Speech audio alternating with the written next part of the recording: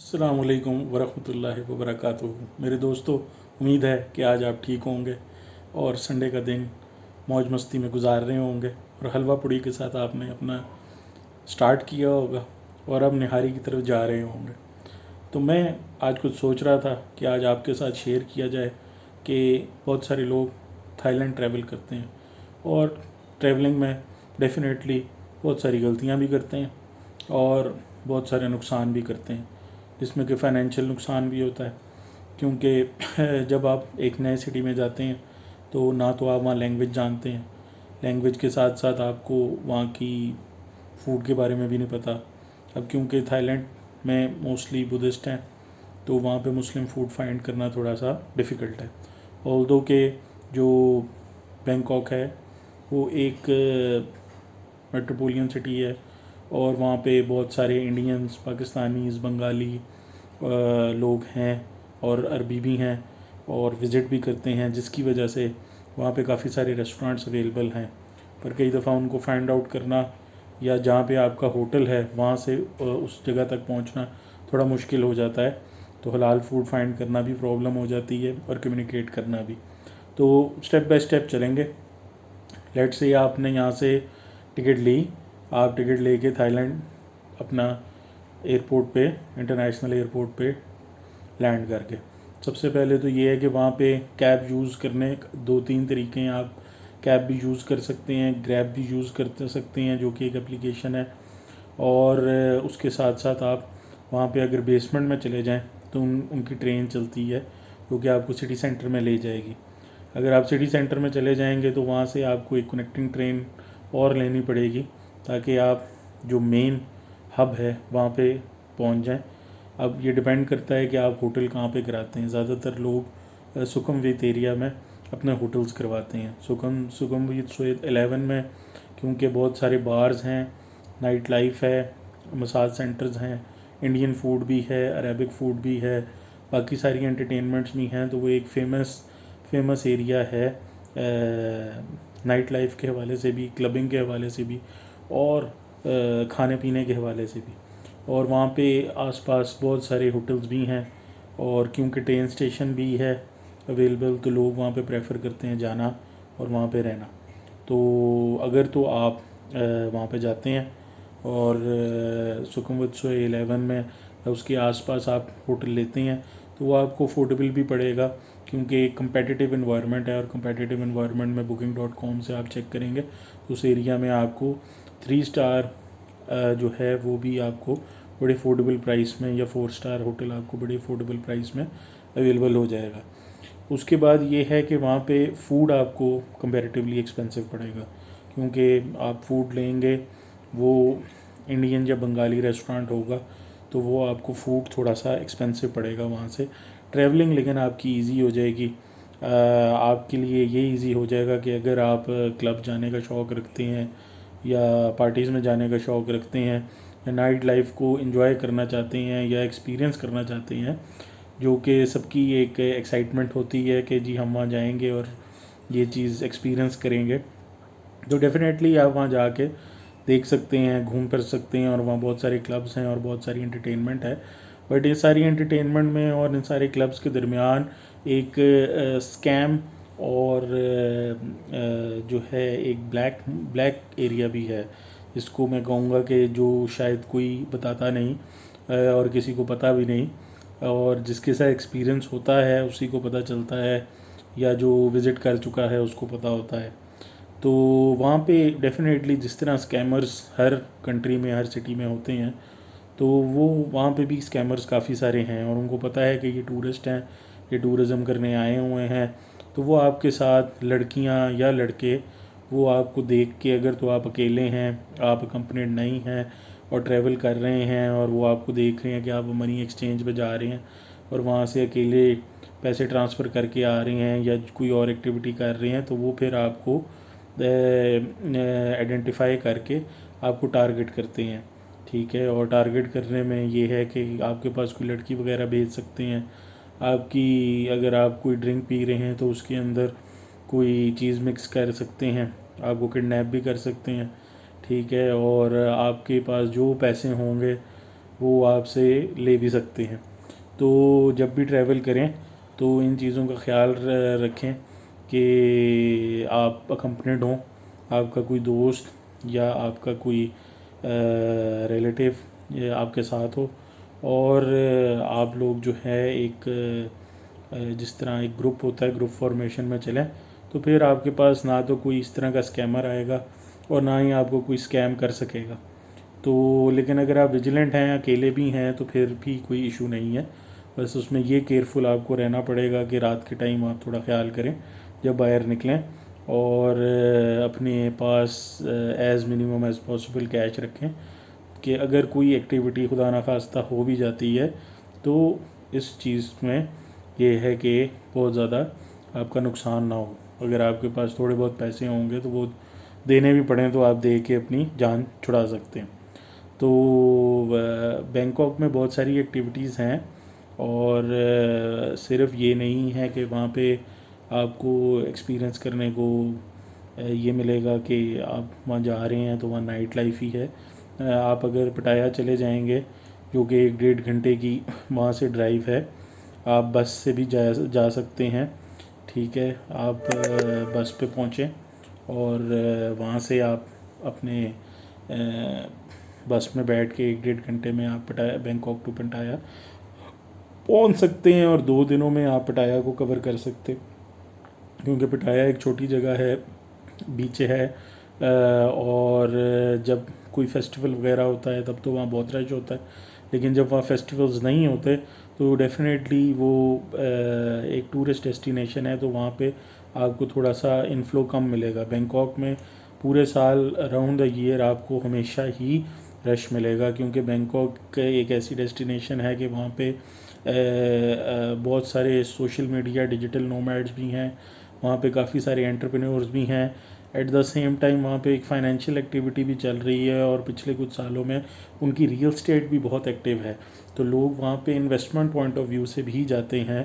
तो बहुत सारे लोग जो कि रिटायर होके यूएस से, यूके से, वो भी थाईलैंड में जाके इन्वेस्टमेंट करते हैं और इन्वेस्टमेंट करके वहाँ पे रह रहे हैं, और अपने आप को परमानेंटली उन्होंने वहाँ पे सेटल कर लिया है, क्योंकि वो एक अफोर्डेबल सिटी है, और आप काफ़ी कम एक्सपेंसेस में काफ़ी अच्छी लग्जरी लाइफ वहाँ पे गुजार सकते हैं। तो अगर तो आप बैंकॉक गए हैं तो आपके लिए $2,000 तक या $1,500 से $2,000 तक आपके लिए इनफ है। अगर आप सिंगल हैं और आपने अपनी होटल बुकिंग कराई हुई है, टिकट भी आपका हुआ है, तो ये आपके लिए मोर देन इनफ है फॉर 4 to 5 डेज़, जिसमें आपके खाना खा सकते हैं, अपनी कोई थोड़ी बहुत शॉपिंग कर सकते हैं, जो सोवेनियर्स लेना चाहें वो भी ले सकते हैं, पटाया भी विज़िट कर सकते हैं, और उसके साथ आप वहाँ पे जो टूरिस्ट डेस्टिनेशंस हैं उनको भी विज़िट कर सकते हैं। तो जाते साथ ई सिम का भी एक प्रोविज़न है, आप ई सिम भी ले सकते हैं। ई सिम ना ले सकें तो आपको 7-Eleven से सिम मिल जाएगी, जो कि 15 डेज़ के लिए या 7 डेज़ के लिए वैलिड होती है, डिपेंडिंग अपॉन योर ट्रिप। तो उसमें आप ये है कि वो सिम यूज़ करें। उस सिम से ये है कि आपका इंटरनेट वगैरह चलता रहेगा, और ग्रैब एक एप्लीकेशन है जिसमें कि फ़ूड की भी ऑप्शन आती है, ग्रैब फूड। तो अगर आपको हलाल फूड नहीं मिल रहा तो आप उस एप्लीकेशन पे चले जाएं, तो आपके होटल में वो डिलीवर भी कर देंगे, और बड़ा इजीली आपको हलाल फूड आपके होटल में अवेलेबल हो जाएगा। तो अगर आप रेस्टोरेंट वगैरह में जाएंगे जो कि आपके करीब हैं या आपकी वॉकिंग डिस्टेंस में होंगे, सुकुम स्वीट 11 में या सोए 9 में, तो वो बहुत एक्सपेंसिव पड़ेंगे ऑन अ डेली बेसिस। 1-2 दफ़ा तो शायद आप ट्राई कर सकें, लेकिन अगर आप रेगुलरली वहीं से खाएंगे तो आप भी थोड़े से फेडअप हो जाएंगे, क्योंकि बंदा नई जगह पे जाता है और नई चीज़ें ट्राई करने के लिए, लेकिन अगर आपको फिर हलाल खाना नहीं मिलेगा तो वो आपके लिए थोड़ा सा इशू हो जाएगा। तो हलाल फूड फाइंड करना हो तो डेफ़िनेटली आप ग्रैब की मदद ले सकते हैं, और डिफरेंट रेस्टोरेंट्स ट्राई करने के लिए आप थोड़ा सा सर्च करके पहले जाएं कि जहाँ मैं रह रहा हूँ उसके आसपास उन होटल्स हैं और वहाँ से मुझे खाना मिल सकता है कि नहीं। और एक अच्छी चीज़ ये है कि वहाँ से आप डोमेस्टिक फ़्लाइट्स अगर आपने लेनी हो तो आप डोमेस्टिक फ़्लाइट लेके और भी जगह पे जो जा सकते हैं, फुकेट भी ट्रैवल कर सकते हैं। लेकिन अगर आपके पास टाइम कम है तो फिर आप फुकेट को अपनी इटरनिटी में ना रखें, आप सिर्फ बैंकॉक और पटाया पे फोकस कर लें। और लेकिन अगर आपके पास दिन है तो आप फुकेट को भी अपनी रोड मैप में रख सकते हैं, उसको भी बीच में इंक्लूड कर लें और वहाँ भी विज़िट कर लें। That is a wonderful place. लेकिन वो आपको 3-4 दिन एक चाहिए, एक दिन जाने का और एक दिन आने का, और 2-3 दिन वहाँ पे आप स्टे करें और आइलैंड होपिंग करें, और बहुत अच्छे एक्सपीरियंस आपको होंगे। And it is a place worth visiting. तो वो एक अच्छी जगह है फुकेट, वहाँ पे भी आप विज़िट कर सकते हैं और बहुत सारी जगहों पे विज़िट करके आप अपना ट्रिप को कंक्लूड कर सकते हैं। सेफ्टी सिक्योरिटी के हिसाब से यही है कि थाईलैंड में जब से उन्होंने वीड रेगुलराइज़ की है तो बहुत सारे लोग वीड के लिए भी वहाँ जाते हैं, और उसमें आपको रोड के किनारे आसपास टूरिस्ट भी, कुछ फॉरेनर्स भी आपको मिलेंगे जो कि अजीब अजीब बातें कर रहे होंगे और उनकी बातों में सेंस नहीं होगी। तो क्योंकि वो हाई होते हैं, उन्होंने वीड की होती है, आप भी वहाँ जाते हैं, अगर आप गलती से ट्राई करेंगे आप, और अगर हैबिचुअल यूज़र नहीं हैं तो आपको भी आफ्टर इफेक्ट्स आ सकते हैं। तो इट इज़ बेस्ट पॉसिबल कि अगर आप यूज़ नहीं करते तो आप उस चीज़ को यूज़ ना करें वहाँ जाके भी, क्योंकि पॉसिबल है कि उसके आफ्टर इफ़ेक्ट्स आपको आएँ, और आफ्टर इफ़ेक्ट्स आके तो आपको फिर प्रॉब्लम्स भी हो सकती हैं, आपको हॉस्पिटल वगैरह जाना पड़ सकता है। तो ये थोड़ा केयरफुल रहें कि काफ़ी लोग वहाँ पे वीड जब से इंट्रोड्यूस हुई है, उन्होंने लीगलाइज़ की है, तो काफ़ी सारे टूरिस्ट वहाँ पे आते हैं और एशिया में वो एक वीड कैपिटल बन चुका है और लोग वहाँ आके वो ट्राई आउट करते हैं। जो लोग तो रेगुलरली स्मोक करते हैं या कोई और ड्रग्स वगैरह लेते हैं तो उनको शायद उतना फील नहीं होता, लेकिन जो लोग कोई ड्रग्स नहीं करते तो उनके लिए वो एक काफ़ी हैवी बज़ होता है उस वीड को मैनेज करना। तो it is best possible not to try, और अगर आप ट्राई करें तो be compliant, be safe, travel safe in a group, और एट नाइट टाइम मैं try to be careful while going to any place, or if you are going to make sure you have as less as possible money in your pocket, के जितने से पैसों से आप taxi लेके घर आ सकें या होटल में खाना वगैरह खा सकें, इतने पैसे बस आपके पास हों, ताकि अगर बाय चांस के अगर कोई फ्रॉडुलेंट एक्टिविटी होती है ऑन द वे तो आप लोग इजीली वहाँ पे आ सकें। फॉर कपल्स बहुत अच्छी जगह है, आप पिक्चर्स बहुत अच्छी खींच सकते हैं, खाना बहुत अच्छा खा सकते हैं, शॉपिंग बड़ी अच्छी कर सकते हैं अगर लोग वहाँ पे एज अ कपल जाते हैं फॉर देयर हनीमून और लेयर एक्टिविटी। तो मैं तो यही कहूँगा कि it is one of the places where in an affordable package you can have the best luxury और बेस्ट सीन्स और एक मेमोरेबल इवेंट आपका होता है लाइफ का। तो वो एक अच्छी जगह है, वहाँ पे आप जाके अपना हनीमून मना सकते हैं। And there are lot of good hotels and resorts which you can book as well depending upon your budget. तो थाईलैंड की सबसे अच्छी बात है कि आपका बजट कम है या ज़्यादा है, आप उसमें इजीली देख सकते हैं कि आपको कौन सा होटल या कौन सा रिजॉर्ट या कौन सी चीज़ आपको बुक करेगी। For every one there is something they can avail and they can enjoy there package. इसमें चिंग माई एक जगह है, चिंग माई सिटी को लोग बहुत ज़्यादा नेगलेक्ट करते हैं, but it is one of the very peaceful peaceful places, and there are lot of monasteries and Buddhist temple and lot of other activities as well. तो if you do have time तो ज़्यादातर जो Asian लोग हैं वो Bangkok जाते हैं या पटाया विज़िट कर लेते हैं या मैक्सिमम फुकेट तक चले जाते हैं, but they have not visited Chiang Mai as well. तो अगर आपको पास टाइम हो तो do visit Chiang Mai, it is one of the good places and it is one of the places which is worth visiting.